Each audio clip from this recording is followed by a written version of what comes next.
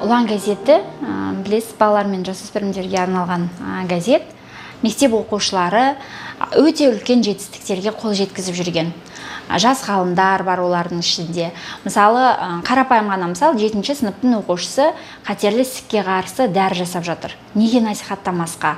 Біз осы Ұлан газетінің бетінде қазір ең негізгі басымдықты, әсіресе бүгінгі күннің талабы IT және инновация дейміз ғой, осы саладағы балаларға көп басымдық береміз. Бір жағынан жаңа балаларға қолдау насихат болса, екінші жағынан осы Ұланды оқып отырған басқа балаларда соны көріп, ары қарай өздеріне қажетті нәрсені алса деп ойлаймыз.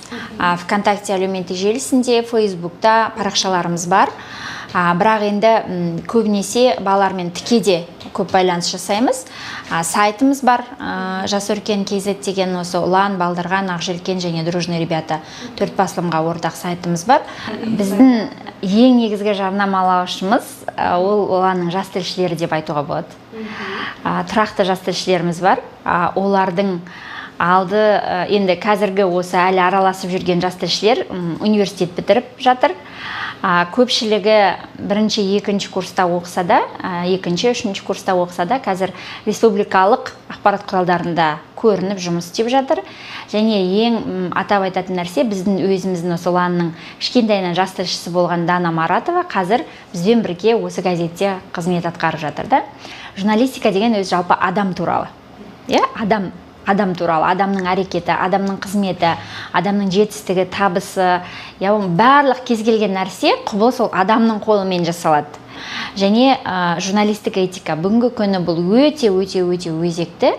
Өйткені қазір біз жаңағы тырнақшаның ішінде жаға ұстатар дейміз ғой, қазір терминге айналып кетті. Сол жаға ұстатар жаңалықтардың заманы болып тұр, өкінішке қарай.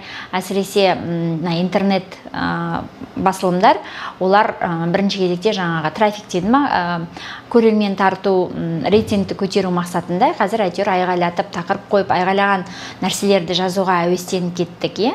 Осы жағында журналистік этика көбірете тасада қалып қойып жатыр. Бір кездерде журналистика деген өткірлікті қалады, бір кездерде журналистика сондай бір тіліп тұрып айтатын нәрселерді бағалады, бірақ бәрібір соның өзінде де этика деген нәрсе ол қалмау керек екен. Бәрібір біз бүгінгі күннің заманның талаптары журналистикаға қойылып отырған, одан аттап кете алмаймыз. Сондықтан осы негізгі нәрсе этика туралы. Сондықтан егер осы тақырып қызықтырады деген адамдар болса, мен шамам келгенше жаңағындай мысалдармен келтіріп айтуға тырысамын. Құрметті жазғы мектепке қатысушылар, егер сіздерге журналистикадағы бүгінгі трендтер дейміз ба, сосын журналистік этика мәселелері қызықты болса, онда келіп қатысуларыңызға болады.